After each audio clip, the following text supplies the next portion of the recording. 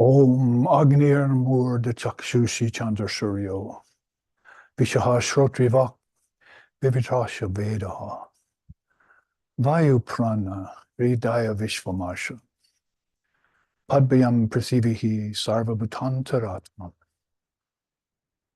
Shantihi Shantihi Shantihi. Verily, that one all-pervasive consciousness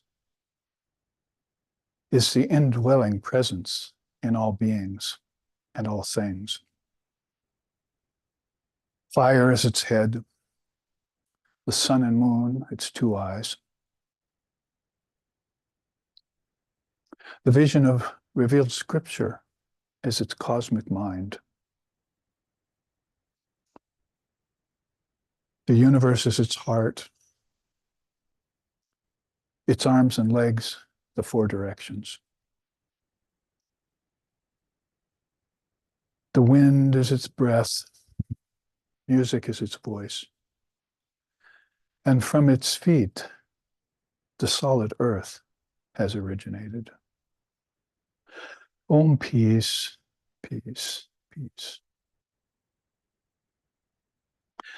For there shines Brahman. May that Brahman protect us, may that Brahman sustain us, and may that Brahman illumine our thinking consciousness. May we not find fault with each other, with the world, or with the Dharma teachings. And may what we study be a source of inspiration to us eternally. Om, peace, peace, peace. May peace be unto us, may peace be unto all. Om, Hari Om, Hari Om, Hari Om Tat Sat.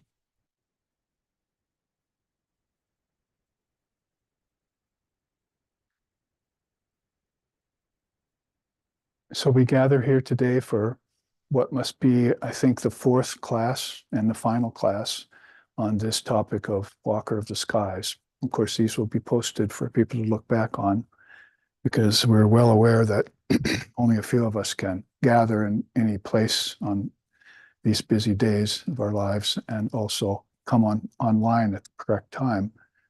As a lot of our students in Hungary and Iceland and places in Europe, they're fast asleep right now. Hopefully dreaming higher dreams like Queen Chudla is doing. If you want to refer back to this beautiful story of this great Divine Mother figure who awakened to the inner realms. When I gave the first class on Walker of the Skies, then I let the cat out of the bag right away. The secret of everything is that it's an esoteric saying. It does have Sanskrit connotations like we were talking about before. Live streaming audience joined us. Welcome. Like Jnana Bhumikings, you're walking higher levels of your own thought.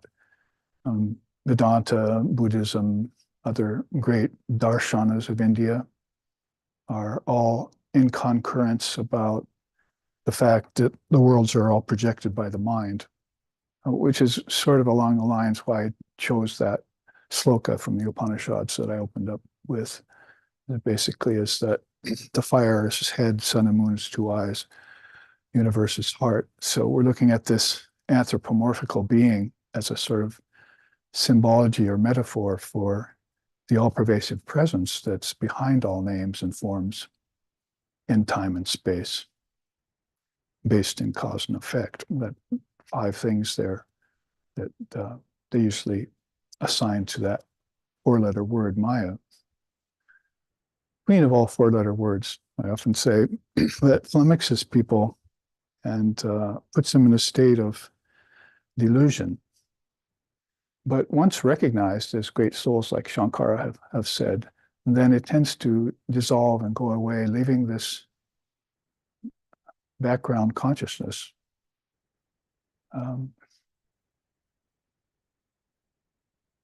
in view. And that would be called samadhi. could call it nirvana, Buddhism. And once the soul is availed of that ability, then that's what they would be doing. They'd be walking the inner skies. If you want Sanskrit for skies, how about loka? How about akasha? How about ether, if you want to go English science on it? Or realms or kingdoms of heaven within. My Father's mansion has many chambers, as Jesus said, all of sojourn and of rest. So beings will come out and manifest themselves in forms. And the great mind from the Mahat, that is a universal mind, down to the collective mind of all beings. All beings could say like gods and goddesses, asuras and siddhas and munis and seers, ancestors, dakinis and sakinis, if you follow that tradition, and human beings, animals. Basically, all the 7 realms, these lokas or these akashas, are open book to the soul that can move within. And we've been accenting that fact for 30 years in SRV life with those beings who have joined us under the umbrella of Sri Ramakrishna Paramahamsa and Sri Sharda Devi, whom we feel are this divine couple in this day and age. The Sita and Ram, the Radha and Krishna, the Muhammad and Fatima, of his day and time, with their great sons and daughters, Brahmanandam, Shivam, Shantam, Premarupam, Niranjanam, Yogisham, Adbhutam, Nityam, Akandadvaita, Lakshinam, Viganam, Trigunatitam, Turyabeda, Samgitam, Subodham, Sharadam, Shaiva, Vipikashashi Kushanam. 16 great disciples came of a monastic bent, and a lot of householder devotees, and some 5 million people over the last 100 or so years since the great master came. And they're all here with us, whether they've passed or not, because once they pass from their mortal frame, their physical body, they just simply took up walking the skies without a physical form. And they were doing that even when they were in the physical form. It's called a deep meditation or successful meditation. And experiences are drawn up and are experienced there. So that's a little bit further explication of walking the skies. In fact, some of the words for it, other than what I've used, are in this chart that we showed at the first class. And we can look at those words just to very briefly.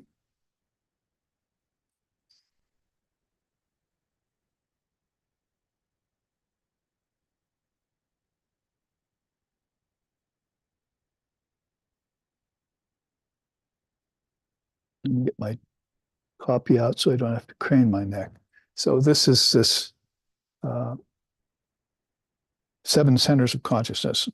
That's another word we can use for skies, chakras, or lotuses.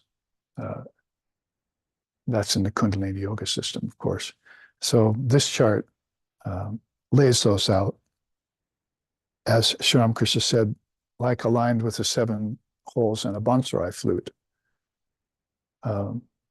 Muladhara, Sahasrara, Manipura at the gut, Anahata at the heart, Vishuddha at the throat, Agya at the 3rd eye, and Sahasrara, 1,000-petaled, at the crown of the head. A very beautiful system that's very much in concourse with the ancient Upanishads too. I've found at least 7 Upanishads that are Divine Mother Upanishads of the 108 that are now available to us. And quite a few of them have mention of the Kundalini centers in them and have Kundalini teachings. Ksharika Upanishad we studied 3 weeks ago. We ended that series. The sharp knife that cuts through and discriminates and cuts through ignorance mentions the chakras, all 7 of them. So I just put together this chart. Shri Krishna is there on it playing that flute. And we won't go through the whole thing because we saw it. And some of my students have found this in the footfalls of the Indian Rishi's book and have studied it more closely. But you can see there in the far right-hand column, some of these words probably go from bottom to top. But as far as samadhis go, and the father of yoga lists so many of those, it's one of the beautiful things about the Raja Yoga Sutras, is that probably as Lord Kapila did his homework and gave us the inner tattvas. Tattva's another word maybe for these lokas or realms or skies. In the same way that Patanjali, the father of yoga, gave us these samadhis. So Savitarka Samadhi, that's Nirvitarka Samadhi, Savichara Samadhi, Nirvichara Samadhi. These are all samadhis people are having with and without objects. They're knowledge samadhis, although they can bring bliss too. But basically they're known as destroyers of ignorance. For instance, if you have an attachment to an object because of the desire to possess it, and then enjoyment exacerbates that, like Buddha's 12 nidanas, how that works over 3 lifetimes. Then you build attachment to these things, and more lifetimes are in store. Karma doesn't get destroyed and so forth. You all know the teachings. So basically, when the soul gives us its penchant for possessing and attaching and selfish grasping, Buddha called it, then it begins to have, with that self-same object, experiences of exquisite pleasure, like the difference between just a worldly person eating an apple and, say, a great seer eating an apple. See what's going on there in the dynamics inside of the mind and the mind-soul complex, body-mind mechanism, we call it. Then they're having this exquisite pleasure, like putting an ordinary person next to Sri Ramakrishna Paramahamsa, and they both have everything the same in them, outwardly speaking, but inwardly one has access to the skies. Just quickly, can you put the chart up? We'll come back to this, so that maybe I should have started with that for those who are new to this room. Well, I'll show you very quickly what walking the skies is about as far as Lord Vasishtha teaches it.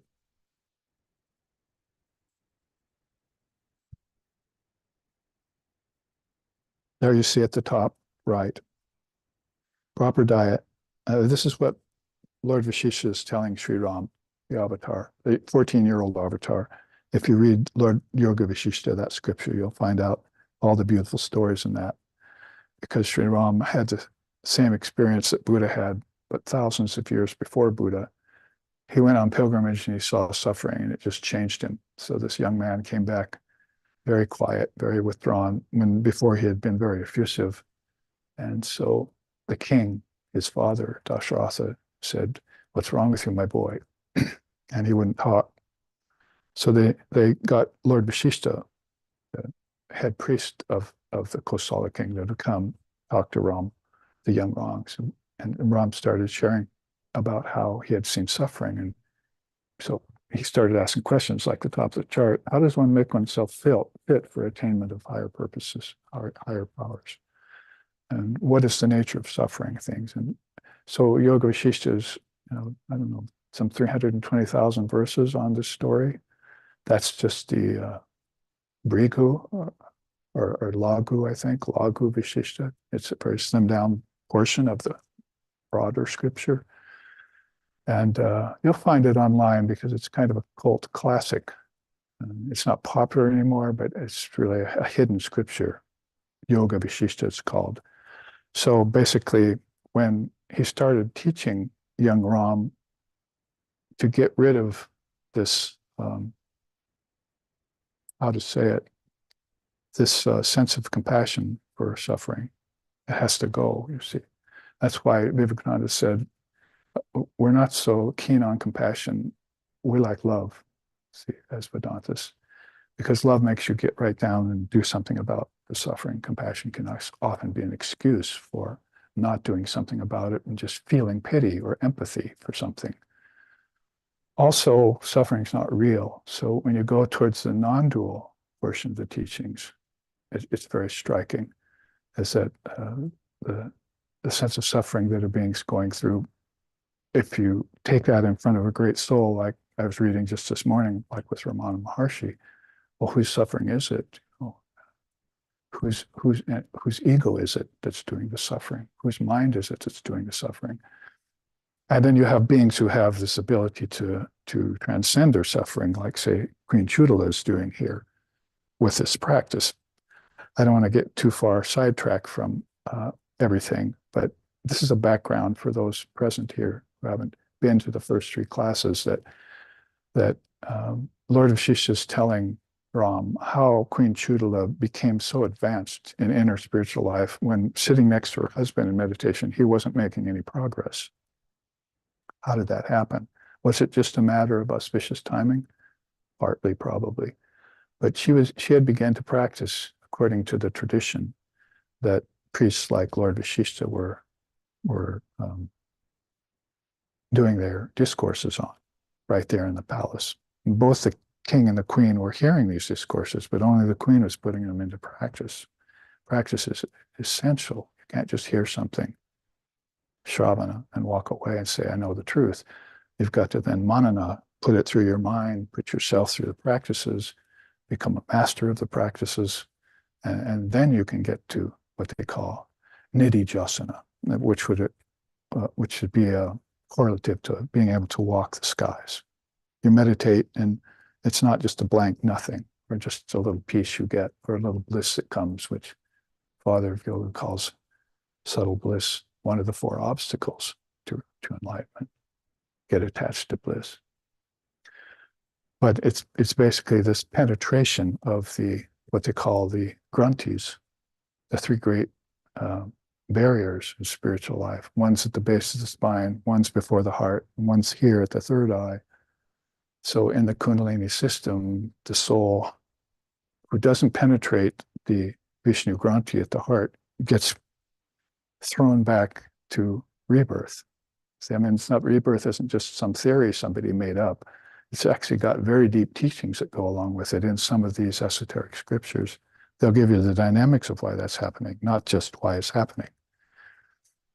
And so Ram having all his compassion as a young boy is a very good thing, but this sense of Maya in him, that there's a suffering is real, has not gone out of his mind yet. So Vasishtha's trying to get rid of that so that he can be fully effective in raising people to a level of being to walk the skies, to realize their divine nature, if you want to put it that way. So he says, this is how it was done. Proper diet. I'll go through it quickly. So it's a review for those who are watching, and then you can understand the context of the teaching. Diet, easy posture, control of your prana, essential, because most people don't know what prana is. It's a missing element in the West. And also tanmatras, the subtle cause for elements is a missing teaching in the West. So if you don't know about tanmatras, the source of the elements and the senses, and then prana, then you can't go inside. So you're forced to have an external life only. Even if you've got a lot of great knowledge, like our scientists do, you're forced into an external life with no bridge to go inward, to connect to the sources of things. So prana is important. After that, the arrows lead us. Follow the bouncing balls. Detachment from sense objects happens when you can control your prana, and the body-mind mechanism gets purified by different shuddhis or austerities. That allows you to rise above the six passions, because the six passions were attached in your karma in the senses. See, so if you have senses and you look at something, why is it that some people look at something with desire and when people look at it without any desire? Because just the senses are impure in one and pure in the other. So when you get a hold of your prana and you detach from sense objects, you begin to practice what we call vairagyam in spiritual life. In Sanskrit, those desires just go away of themselves.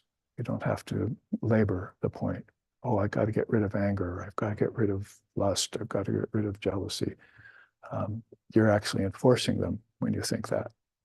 So based on the fact that everything's eternal, that you'll never get rid of lust, anger, and jealousy, not even the realized souls do. They just minimize them so that they don't get in the way anymore. Because everything exists at all times.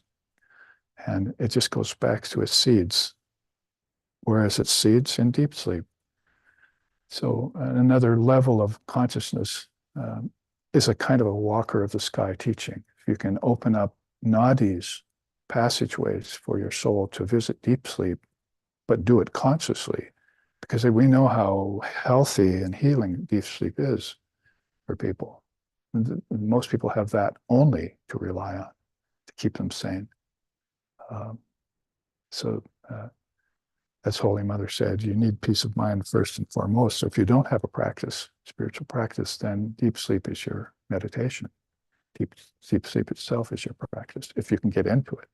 You don't get so bent out of shape and so tormented by life and its ills and trials and so forth, then you won't be able to get into deep sleep. And who was it? Was it Gaudapada? It's called that.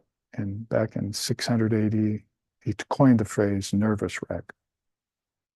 You become a nervous wreck if you can't get into deep sleep. And, unless you have a good spiritual practice that can put you into a deep sleep-like samadhi, which I got cut off from talking about. We'll get back to it. So rise above the six passions, secure a path, a preceptor, and scriptural knowledge. At about that time, they say you'll start to worship and awaken the Kundalini Shakti. Doesn't necessarily have to be that you follow the Kundalini system for this. This is just how Lord Vasishtha is describing it. Not all will be attracted to the Divine Mother. She's a very subtle being, the most subtle of all. She's hard to see. That's probably know the chant about that. Ya Devi Sarvabhuteshu Chaitaneti Abhidite. All the beautiful Sanskrit chants about how hidden she is. The great Indian seers could not see the Devatma Shakti within them because she was covered by nature. But as soon as they could go beyond nature and its cause and effect, its play, its appearance, then all of a sudden they saw her. Existing in everything. But they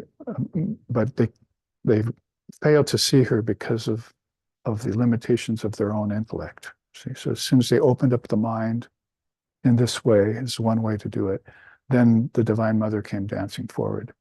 And she, in the Kundalini sense, and she starts climbing.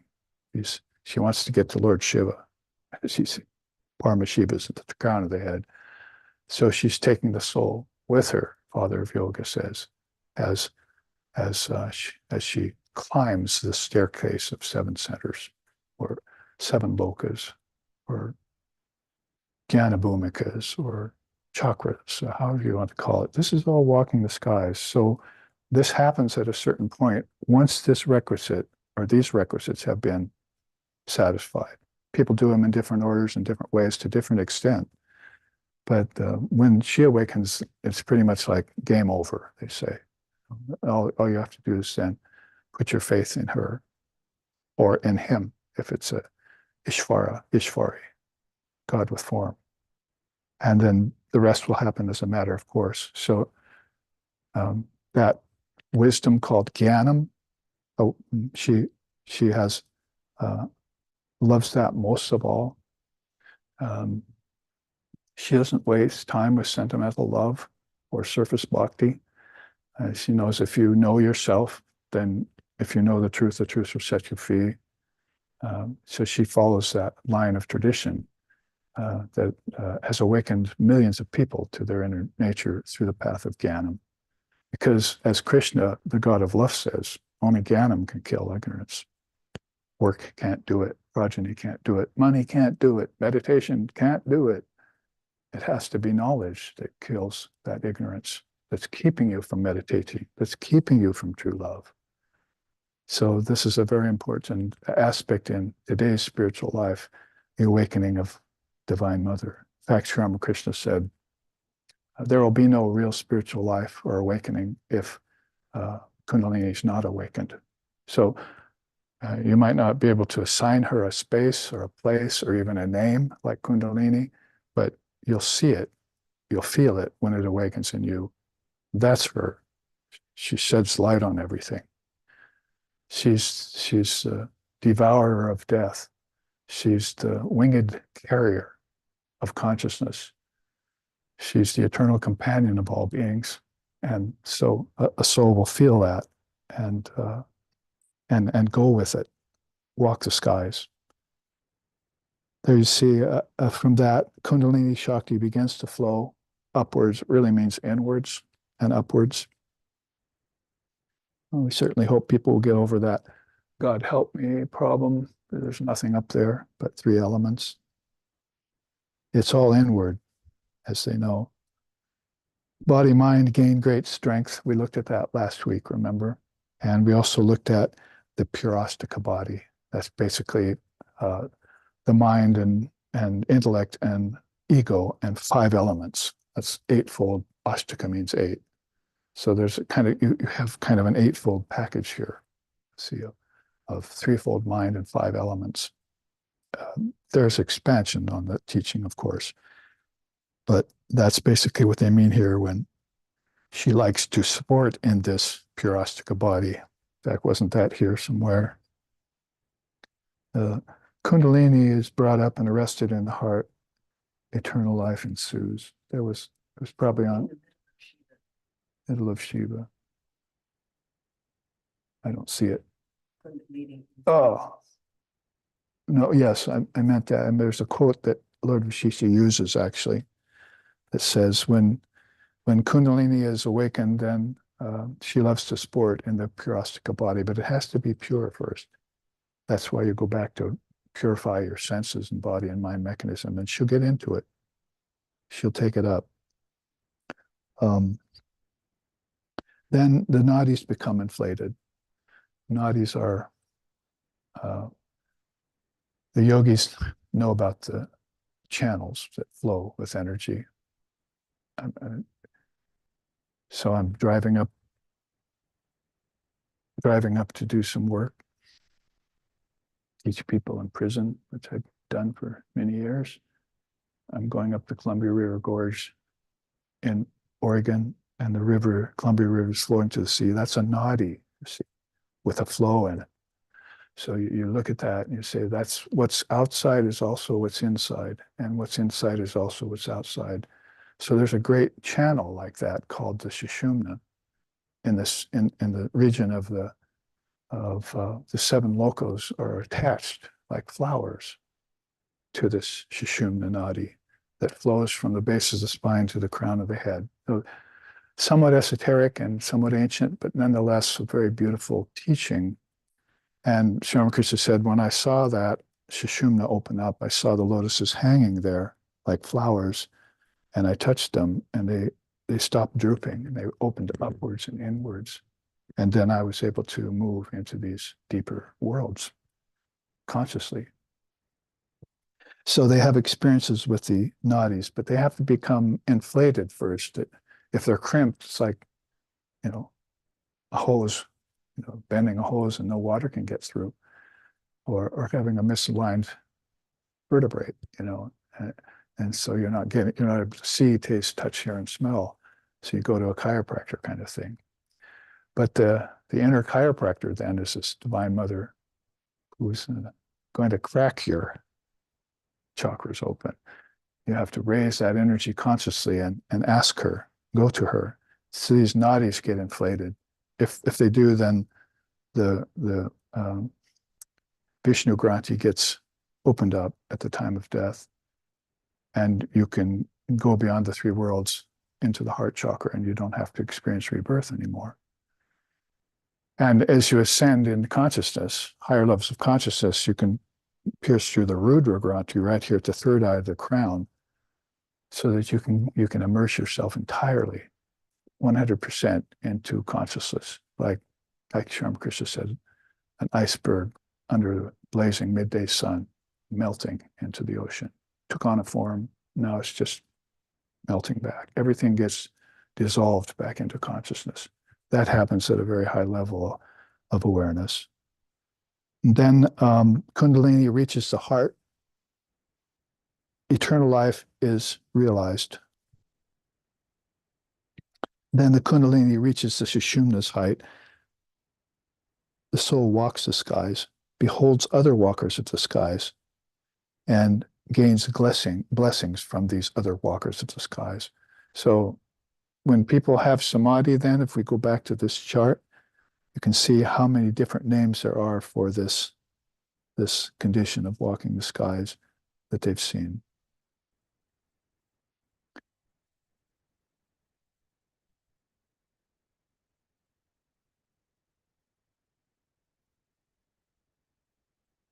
Sarvitalka Samadhi, Nirvitarka Samadhi, and Savikalpa Samadhi, Nirvikalpa Samadhi are those first ones listed.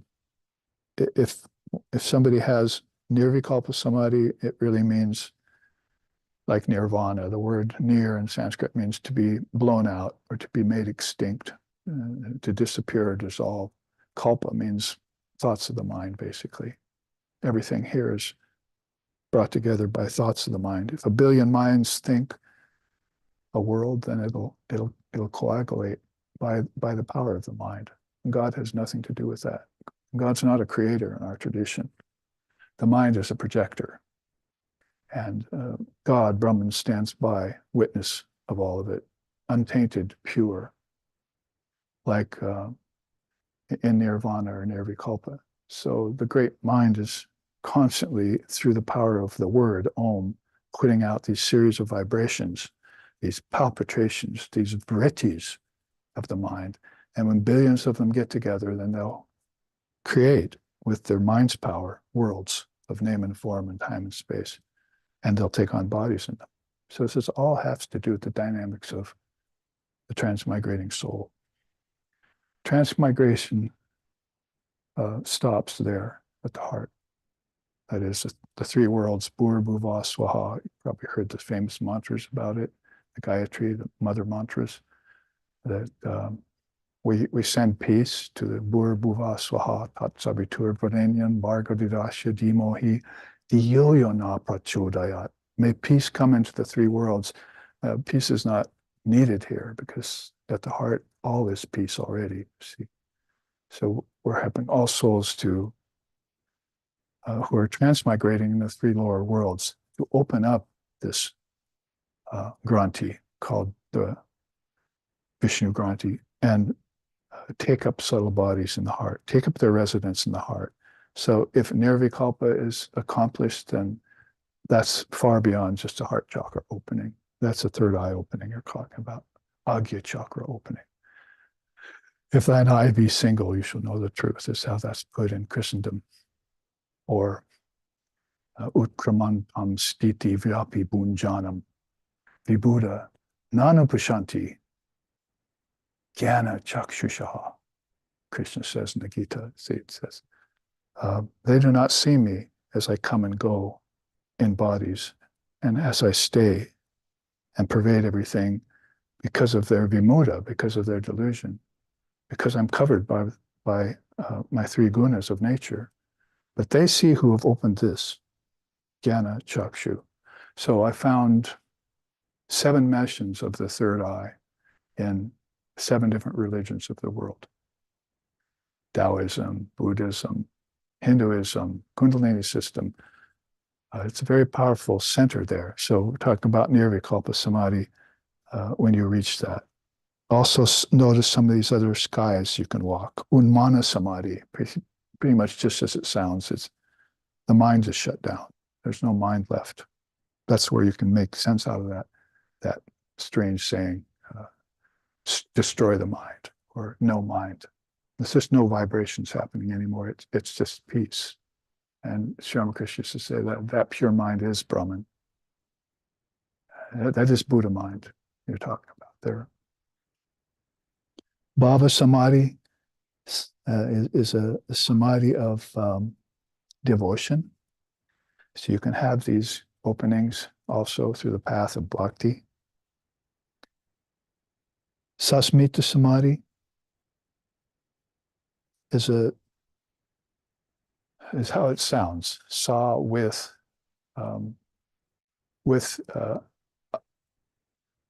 ego.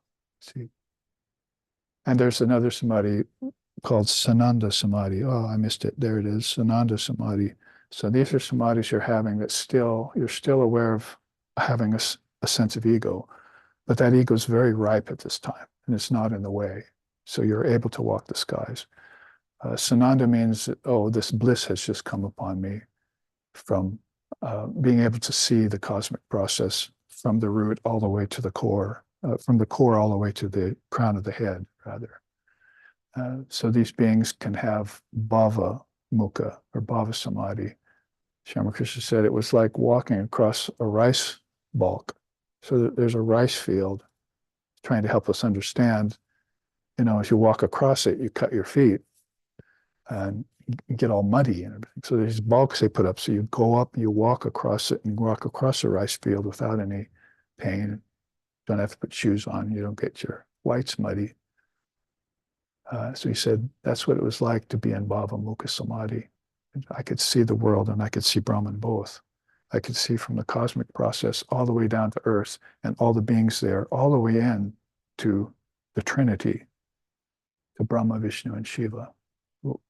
Might as well be that Mahat, that great mind, or be that Om that is always vibrating, the primordial unstruck sound of Om. So there are beautiful teachings around all of these words. Chaitanya Samadhi is a samadhi that I will just have to say that if you have samadhi, you'll probably forget most of what you saw there. But if you have Chaitanya Samadhi, you don't forget. So that's a very high level of samadhi in which you remember seeing the light of Brahman. You remember everything that transpired on your sojourn inward to a higher level of consciousness and coming back out again. Otherwise, you wouldn't have beings like Lord Kapila who could write out all the 24 cosmic principles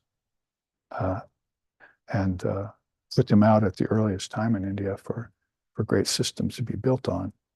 Everyone borrowed from that. Buddhism, Shaivism, 24 cosmic principles were just what Christ said later. As I said, my Father's mansion has many chambers. These were principles inside that souls walked.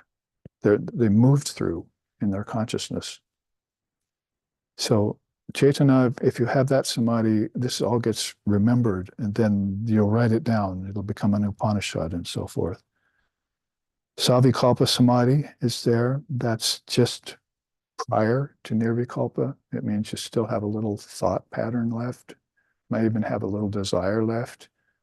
You might have a little bit of a mission left to accomplish. You might have a little bit of an ego left. They say sometimes the soul passes from the body and say, oh, there's my ripe ego. I think I'll keep that right now. Or there's some ripe knowledge. I think I'll keep that as I pass from the body because I'm coming back here. See? Otherwise, it would be impossible to come back from the ecstasy of Brahman. Sri Ramakrishna said, it's like, does a moth come back from a bonfire? See?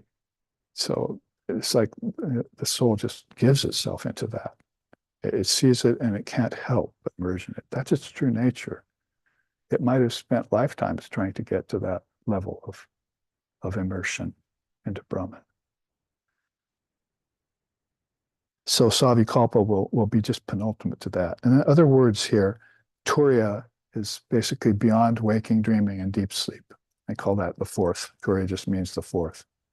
So these are all, words really for having spiritual experience at very high level, but some conditionings there in these.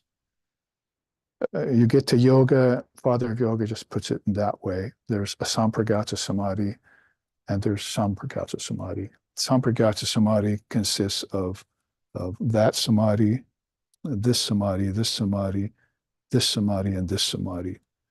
Those are all called sampragata because they have seeds to them. But he said, if you ever reach a sampragata samadhi, the seeds are burnt out.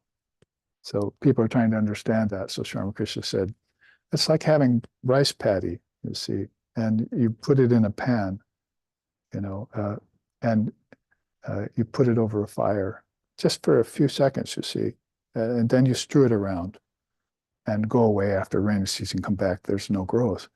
But if you didn't put that rice paddy in a pan and bake it, and you strew it around, you come back after the rainy season, and there's a riot of growth there, see. So that's how the soul in the mind has these seeds that if they're burnt in samadhi or burnt in higher knowledge, they won't sprout anymore. It means they won't sprout worlds, they won't sprout bodies, they won't sprout individual souls that come and go. See, like Buddha said, I'm gone and gone forever. Don't have any hope for me anymore. He might send back some emanations. He himself is, has become one with Buddha nature. And Nirvikalpa Samadhi I already explained. So these are quick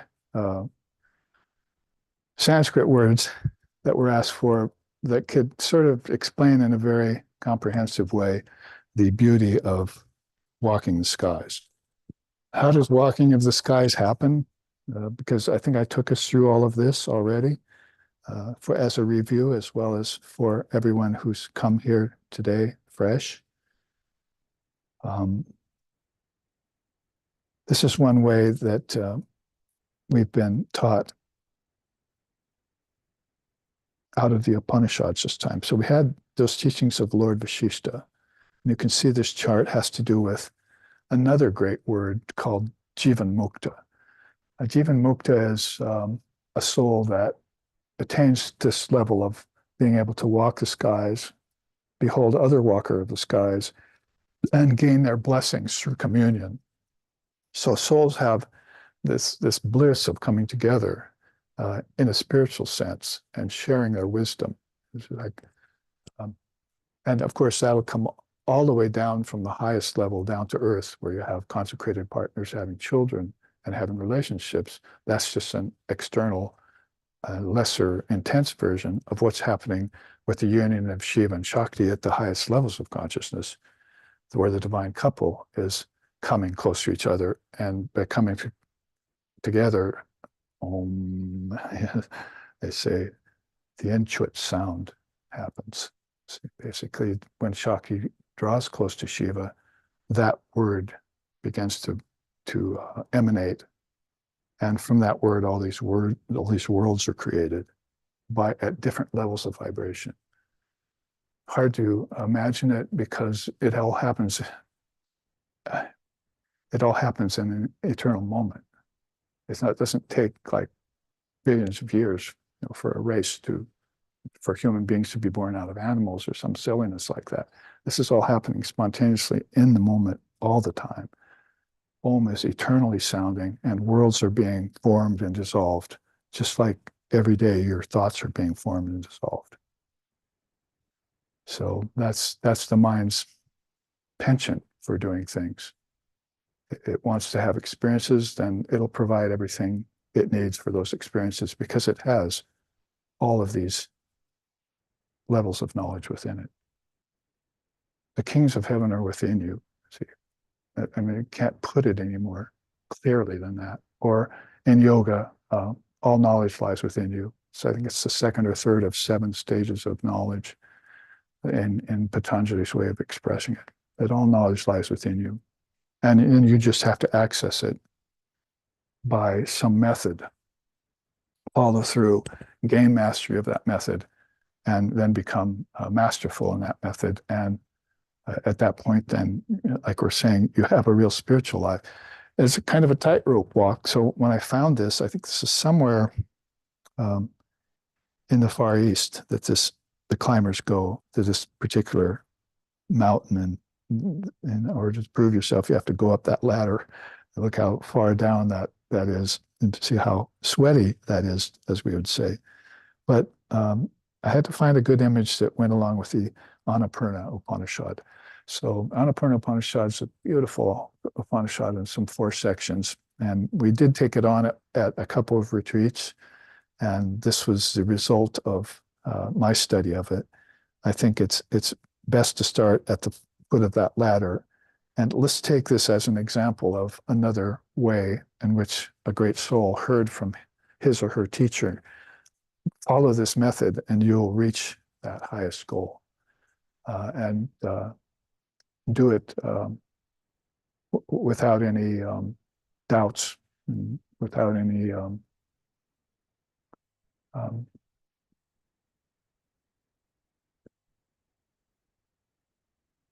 intermittent gaps in your practice.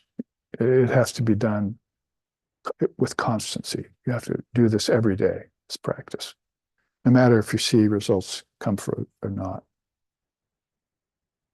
So let's see how this method taught by the Upanishad, this is Ribu, the Rishi Ribu, talking to his son.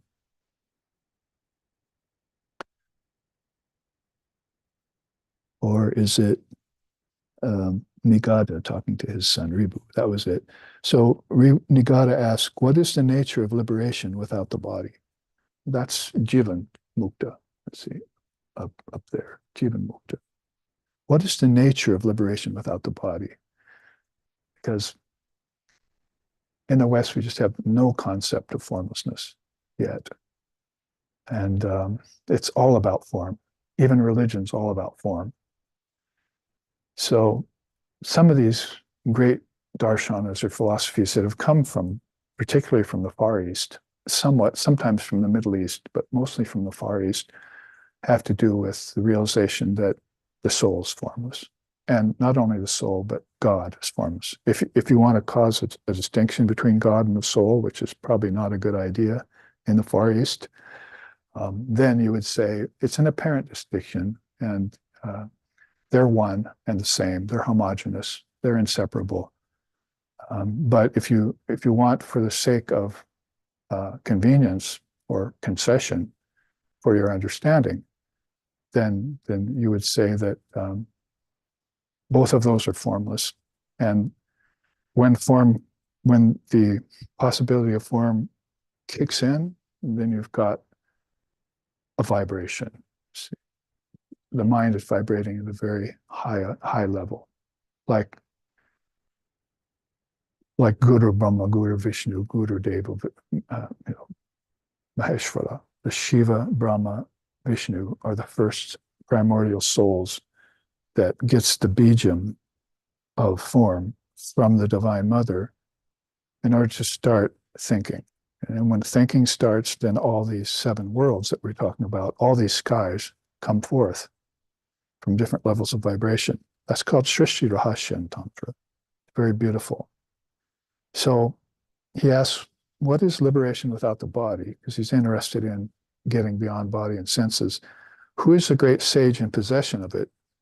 Resorting to which yoga has that one achieved it? Ribu answered, I was right in the beginning. Ribu is the father. Nigata is the son.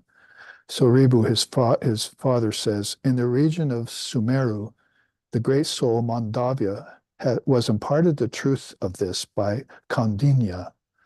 He then made up his mind with firm resolve to succeed in withdrawing the mind from the senses, thus the senses from their objects. Listen to this great story now with great reverence.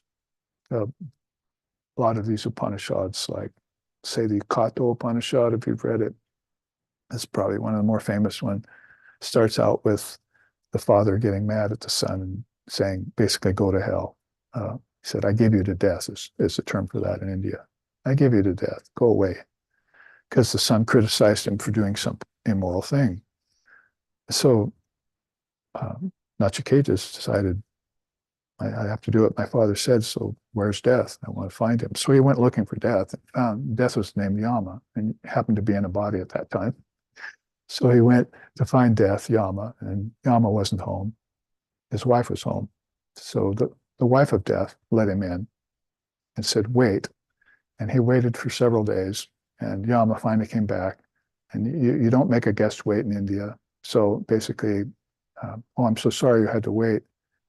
What do you want? I'll give you 3 boons. And so this is like an Upanishad, a very beautiful Upanishad. And after Nachiketas convinced Yama that he didn't want anything on earth anymore, then the Lord of Death told him what was beyond death, because that was what Nachiketas wanted. He wanted to know what was beyond death, very much like Gribu here and Nigata. What's the nature of liberation without the body? So he already is on the track of knowing that there's if you want to put it in very rudimentary terms, there is a God, or there is existence.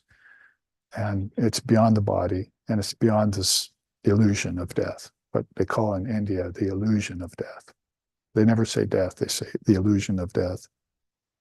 So if you look at this tightrope walker, then you'll see a sort of similar method that's been undergone. Assume posture, withdraw the prana from the senses. You can see how similar already it is to Vasishtha's. Quiet the restless mind and quell the thoughts. We're still on the same track. Cease movements of prana and recall turiya. Turiya we had over here in this chart. That's that state beyond waking, dreaming, and deep sleep. So I'm living in a state of constant transmigration, not only in my body from lifetime to lifetime, but in my thought with the 3 levels of consciousness. They're called waking, dreaming, and deep sleep. And I know this because waking is my in-breath, and dreaming is my out-breath, and deep sleep is my held breath. So every time I breathe, it suggests to me, or it should suggest to the seeker, that you have 3 levels of consciousness that you're living at. And all 3 of them are a dream. All 3 of them are not real. This is it's called Advaita Vedanta. And so Turiya would be, well, then what is real? Oh, well, that's the 4th state. We're not going to talk about it as is classic in Indian darshanas. We're just going to tell you that, give you a word for it. How about 4? How about Turiya? It means 4. So this is how nondescript they are about that state, which has to be experienced by the soul. And you can't convince the soul otherwise. Even the Guru can only lead in the direction, but the soul has to follow and have that experience. So then it says, extinguish all fires, desire, and expression. I have my. So that also falls in line with fires, like 6 passions and so forth. Then, as you recalled Turiya, also now try to envision the ever-awake state. Our founder here in SRV, Lex Hickson, said, that's yogic insomnia. He says, Babaji, I have yogic insomnia. You want it? You want to inherit it? So it's called the ever-awake state. It doesn't mean the body won't sleep, but it means that your death has been put to death, and sleep has been put to sleep, and ignorance has been made ignorant of itself. And so this is, the condition of a Queen Chudala, for instance, who's walking the skies. She's just not interested anymore in anything that besmacks of sleep or ignorance or lower consciousness. She's totally awakened, and she's in an ever-awake state. It's a beautiful teaching in ancient India. So earlier you recalled Turiya, but now it's time to remember Turiya and concentrate on the word, Om. In the beginning was the Word was with God, and the Word was God, as Jesus told John. And John meditated on the Word. Evidently, even in a cave at the end of his life, he was still meditating on, in the beginning was the Word. Unfortunately for Christianity, they took that teaching too literally, because there's no beginning to anything. And Jesus was just talking about beginnings, middles, and endings.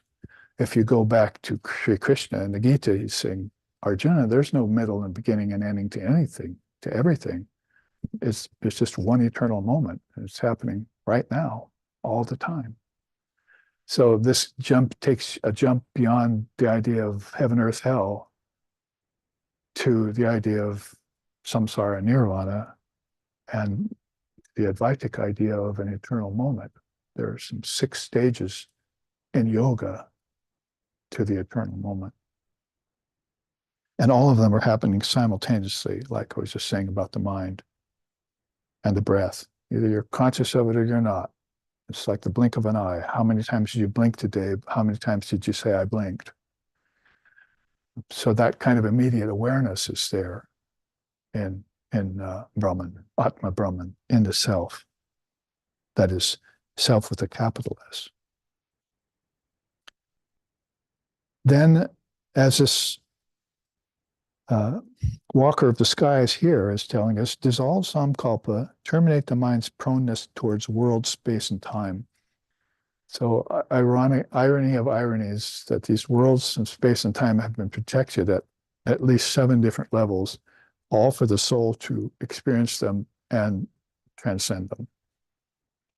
I mean, didn't he ask for the truth? Can you tell me the state of liberation beyond the form? He's getting it. And so at someplace along the way, the soul is going to have to give up its penchant for worlds and time and space, objects, desires, enjoyments, pleasures. It's not just suffering that drives a person out of that. Pleasures will drive a person out of that too. Because when suffering is transcended and seen to be unreal, then these pleasures, these blisses come upon the soul. They get very attached to that. Heaven's all about that. But even beyond heaven, Bur Bhuva Swahar, Swar would be like a heaven realm, correlative to Christianity's heaven, you might say, in the Kundalini system. But then there's this great other inward ethers, akashas, in which you're having these powerful experiences of the word. So Divine Mother herself, the Vak Devi, she's called, the mother of the word, resides in my throat, Sri Ramakrishna said. And I open my mouth and she pushes out all this wisdom. I don't know anything about it. This is how she operates, because my consciousness is right here, right now. See, that eternal moment I'm in is right here, right now. And when it comes here, then worlds of space and time will dissolve. And I'll be so ready for that there will be no fear, there'll be no doubt. And it'll be like, again, moth towards a bonfire. I see the truth now, and I shall become the truth. Actually, I always was the truth, also is a thought that occurs. And so call that a kind of static state. They say, Sri Ramakrishna said, Brahman is static, Mother's dynamic. So that's Brahman and Shakti are one, though, like fire and its power to burn, or water and its wetness. You can't separate them. Yet there are 2 dynamisms there. One is static, one's movable, moving. See, how to understand that? So Sri Ramakrishna pointed to a snake and said, see how it's still? Now watch it, starts moving. So movement and stillness are in the same snake. That's how Brahman and Shakti are. Sometimes it's still and static, sometimes it breaks into dynamism, but it doesn't change the nature at all of the snake or of Brahman. So that's what's next here. Rest in that immovability of the soul. When you realize yourself to be one with the soul, then you know the soul is perfect, the soul is formless, the soul is actionless, and the soul is divine. See? Yo Brahmanan Vidadati Purvam, Yo Vai Vedamscha Prahinohi Tasmai, Tanhadeva Atma Buddhi Prakasha, Mumukshurvai, Sharnamham Prapaje. Brahman is a bridge to immortality. It resembles fire that's consumed all its fuel. It's perfect, actionless, formless, and divine. And I go for refuge to it. I go for refuge to it, that eternal Brahman. Its light turns my attention to myself, to my Atman. So see that light, and it begins to make you say things like, I and my Father are one, or Tattvamasi. Oh, that I am. I say I'm the same as that. We are one, as the cliches go. So this is the climbing of the sky. This is why this really goes very good with this Queen Chudala chart. As in a modern time, she just put on some climbing gear and she did the whole thing again for us to show us how to do it. So this is where you reach Jivan Mukti. And that's Jivan Mukta is a person who has attained Jivan Mukti. Jiva means I'm embodied, a form, and Mukti means liberated. So you can see the connotation is basically I'm liberated even when I'm in a form now, not just what's beyond a form. But it might come to a place where I'm very interested in giving up my form, giving up all my forms. Like what did Lord Buddha say in the Dhammapada? He says, "Oh, producer of these worlds, I've finally seen you. Um, um,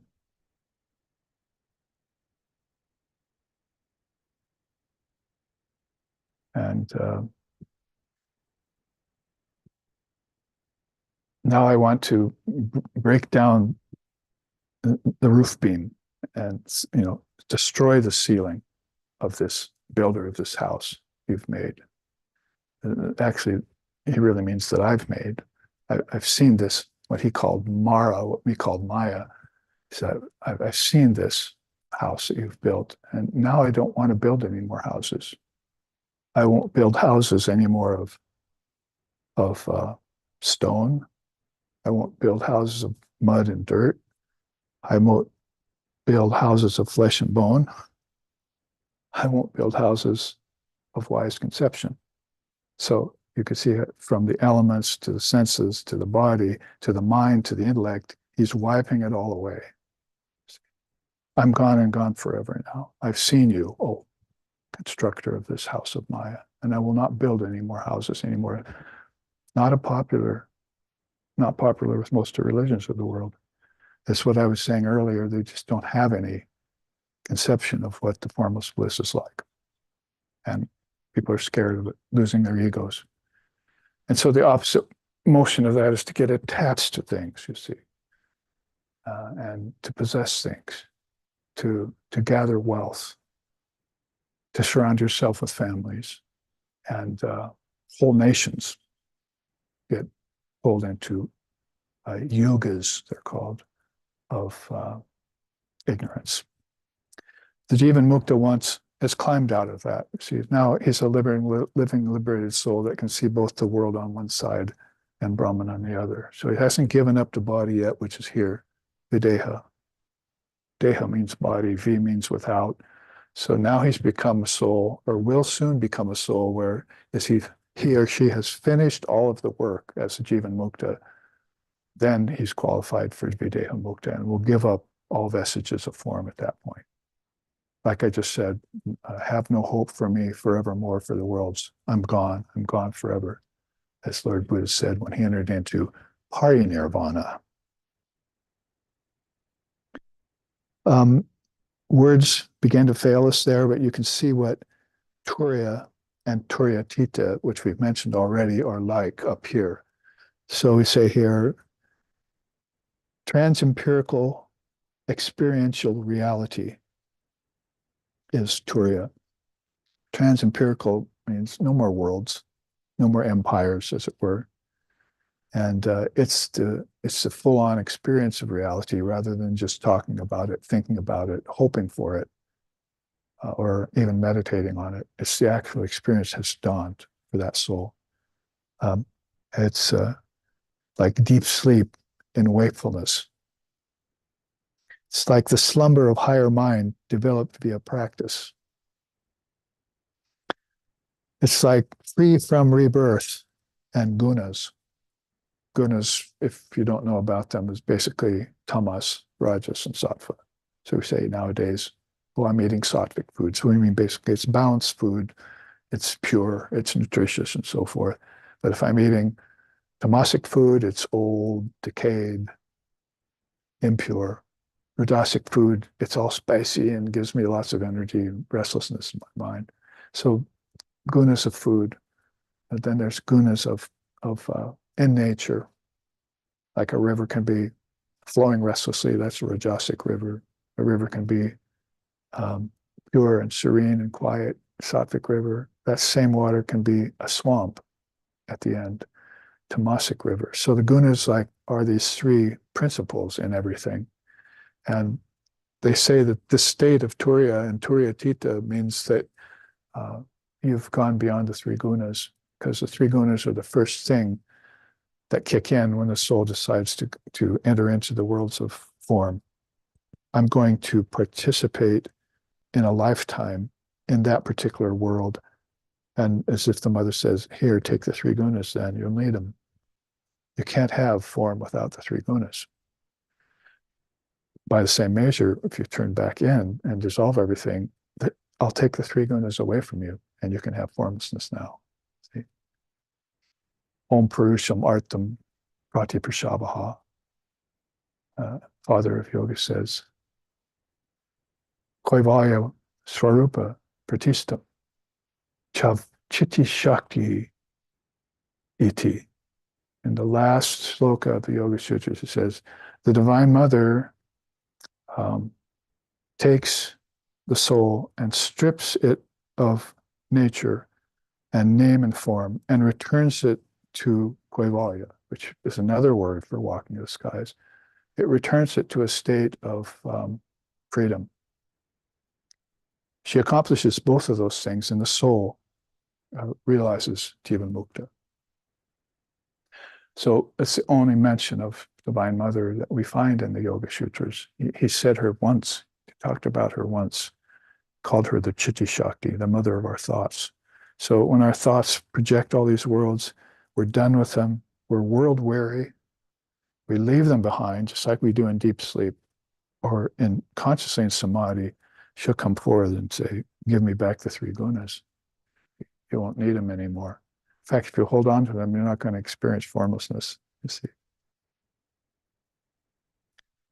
It's a teaching that's very particular to Vedanta, three gunas, and to yoga. What else have we got there? Certain release from all bondages and discriminated in the link between substance and perception. It's a very good one. It's basically wheat and the chaff teaching. Basically, if I realize that the world is not God, but that, and God is transcendent of all worlds, then I'm leaving that pure and perfect. And I just, as Vivekananda said, I need to rise to it. I don't want to try and bring God down into the worlds, because God doesn't want to come to the worlds. God can't be a form, can't be a name, can't have a name. It can't be a form of energy, and it can't be a thought, is how the ancient scriptures put it. If you see any of those things, you know God's not there. Not in its essence. I mean, you can concede all you want, say, yeah, well, God is here in everything, they say, but they don't mean the form. They don't mean the name. And they don't even mean the space that it sits in, like science believes. It's beyond, it's timeless, it's spaceless, it's formless, it's acreate. So the seers will have a totally different opinion about what the nature of reality is, because they've seen it and experienced it through these methods. I would call them these two Advaita Vedanta methods, even though some people are going to, Advaita Vedanta doesn't have a method, but then how else are we going to get to it? The only thing left to say here basically is that a quick study of this chart is a description that the Annapurna Upanishad gives us in the Living Liberated. So Jivan Mukta is a living, liberated soul. So what are they like? They don't crave for what is to be. They don't bank on what is present, and they don't brood on what's past. I mean, when I say things like this, I immediately think of Ramana Maharshi and Sri Ramakrishna and Lord Buddha and souls like that who just lived in that free state. And it's almost obvious that how unattached and unegoistic they were. And it was very natural for them to be that way. So that's basically the three phases of time. Trigunatita is beyond the three states of consciousness, but Trikala means beyond the three phases of time. So you're talking about Shiva. Shiva is the witness of the three phases of time, past, present, and future. So some people have said, oh, I live only in the present. And I'll tell them, I feel sorry for you. You should live in the eternal moment, because the present is just another excuse for enjoying yourself in any given 24-hour period. But if you have knowledge of witness of the three phases of time, then you're in that eternal moment that we're talking about here. You're walking a sky that's beyond a sky. And in fact, word for that is the Mahakasha. The Mahakasha means the great space of consciousness. And it doesn't have any boundaries or divisions or borders. And you can only get transported to it, they say, by love for it. See, so love doesn't go away in non-duality. Another thing I might say is that it increases. And you realize that it is the essence of God. But that it's this wisdom that destroys the ignorance that will allow you to have love for God. That's why it's so rare on earth, because we're not studying the scriptures, meditating on the meaning, and practicing a method. This has to be an inward stage that we engage in consciously, like openly. Like, I love that. I don't know what it is, but I love it. See, one person told me that once.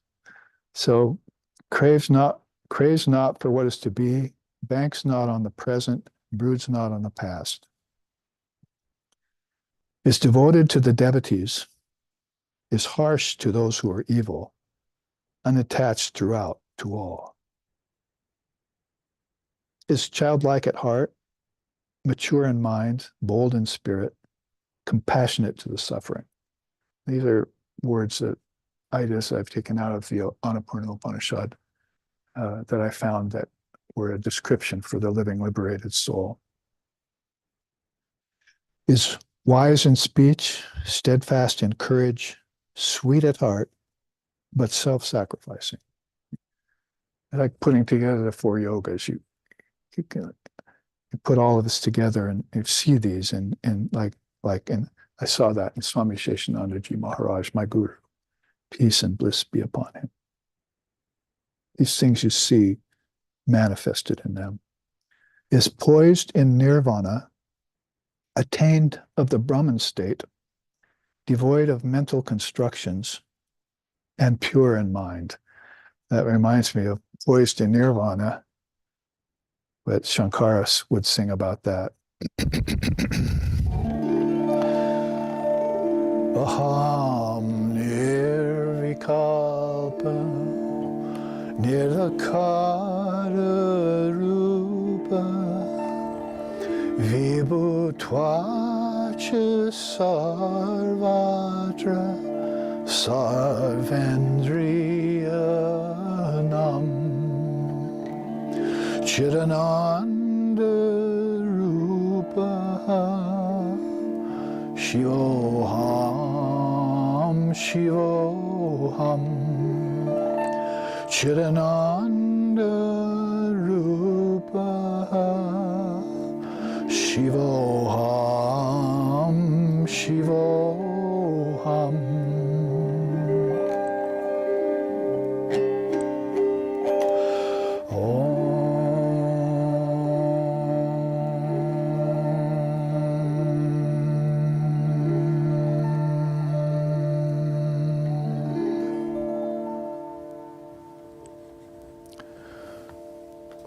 That's Swami Vivekananda's translation of Shankara's Nirvana Shatkam, 6 verses on Nirvana, in which the English is, I have no form or fancy anymore. I have come to know that I am the all-pervading one. Everywhere I exist, yet I am beyond the senses. I have no desire for salvation, nor anything that can be known. I am pure consciousness and bliss. I am Shiva. I am Shiva. That's the last verse. In the first 5 verses, he says things like aham, mano buddha hamkara chittani naham, nacha shrotra jive, nacha grana netre, means aham, mano, mind, buddhi, intellect, aham, ego, chitta, my thoughts. I'm none of that. A very beautiful, cut to the chase, straight declaration of not being anything of the body-mind mechanism, being totally transcendent of that, yet can be embroiled with it or wrapped in it, like the 5 koshas of Vedanta. So, yeah, this Atman is in there like a diamond in a box with 5 coverings. The outer covering is the body, next covering is the energy, next covering is mind, next covering is thought, and then there's a covering of the ego, which, you know, is this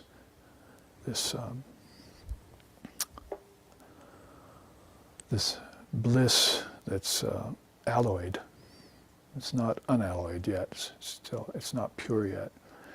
So those 5 sheaths, the Adhara system in early India, so that's what's covering this. But if I take off each one of those, you see, then I know that I'm not anything. You know, so if this were like the soul and nature, you see, you're talking to a child and you say, do soul and nature, are they one and the same? Do they mix? Yes, Babaji, they mix. Then you put that there and you wait for about 45 seconds, or I like to joke, 45 lifetimes. And they separate, you see. So you come to know, and a good way to teach your children this, if they've been born in a materialistic society, is that you must separate the wheat from the chaff. You must separate the real from the unreal. You must separate the changing from the unchanging. You must separate the essential from the non-essential. You must separate the soul from all its apparent conditionings. And then it will show itself up to be one and the same with Brahman. And then you can walk out of the wilderness, like Jesus did, and say, I am the light of the worlds, or I and my Father are one. Not until can you say that. So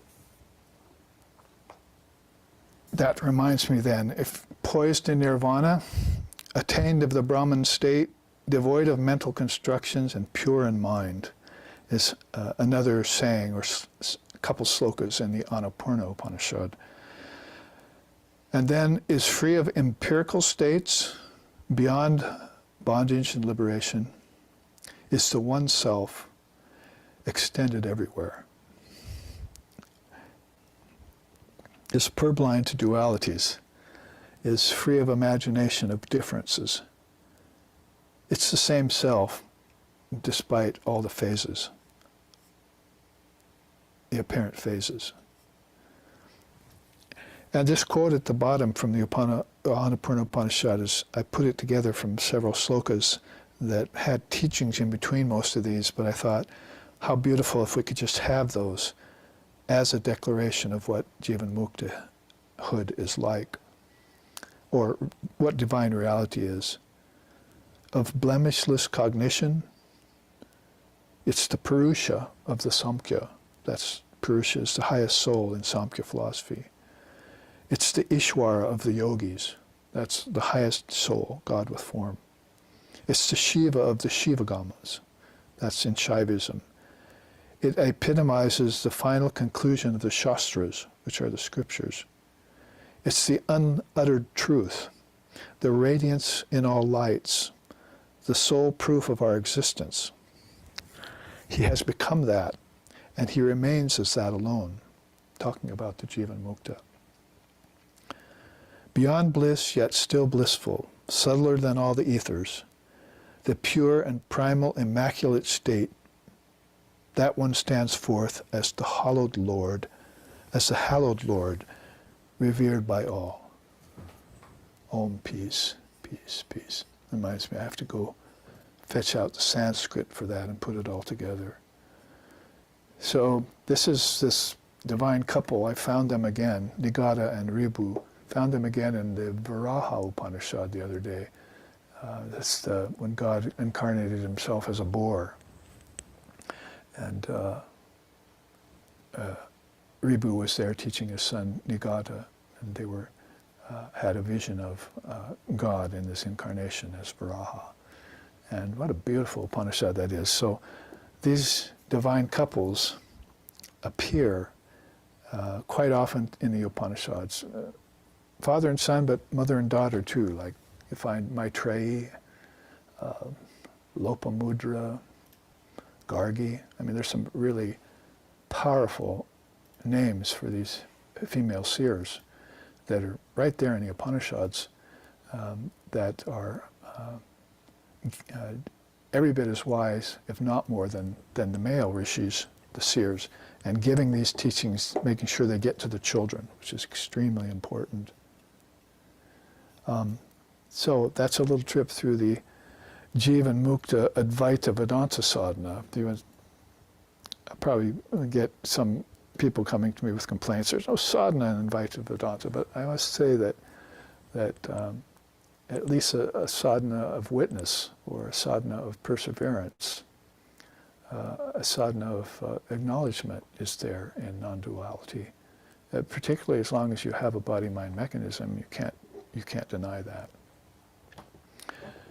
Like Swami Sheshananda said to me once about negation. See, the path of negation is called neti neti, right, in Vedanta.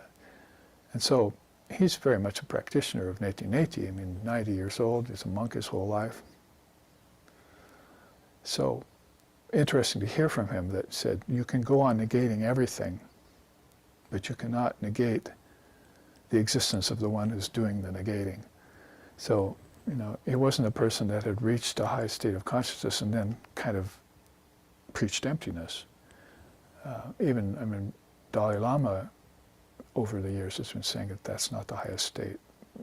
There must be something beyond shunyata called purnyata, that's fullness, that says everything is. So you go looking in Vedanta and you find neti neti this, neti neti that, and then once in a while you find a great soul say, but it's all really iti, iti. I found out that not this was a good way to weed my garden, and to let go of things that weren't ultimately real and ultimately essential. But when it came down to it, I found out that not this turned into all this, that it's all Brahman. But you can't take away any of those stages that you took to get to that height. Especially for the sake of other beings. So I remember Shankar, they asked him that once. I mean, he was a man that was in recall of all his lifetimes and all the wisdom he had gained in it at the age of 8. I mean, yes, Middle Eastern religions, you've got your Christ and your Jesus and all that, your perfected beings, but India's seen them by the dozens, if not more. And Shankar was one of those. So remembering all the scriptures when he was 8 that he had learned in his previous lifetimes. So in his 30s, he passed at 32, his students asked him, why do you still do sadhana? You're a perfected soul, obviously. He said, well, I do it because I like to keep the mirror of my mind wiped clean. Because there's this cosmic dust. I mean, if you have a mind is pro and con, mind is good and bad, mind is life and death, mind is pleasure and pain. These are all like motes of dust that collect on your mind after a while, even just to have a mind. So you have to take care of the mind. Keep that wiped clean like a mirror every day. So that's one reason I keep doing sadhana, because I like my view of Brahman, crystal clear. See? What's the second reason, sir? To be an example to you, so that you can reach the high state of mind that they call Jivan Mukta, or walker of the skies. Om Jananim Sharadam Devim Ramakrishnam Jagadgurum Paro Padme Toye Shritva Pranamami Mahur Mahur Pranamami Mahur Mahur.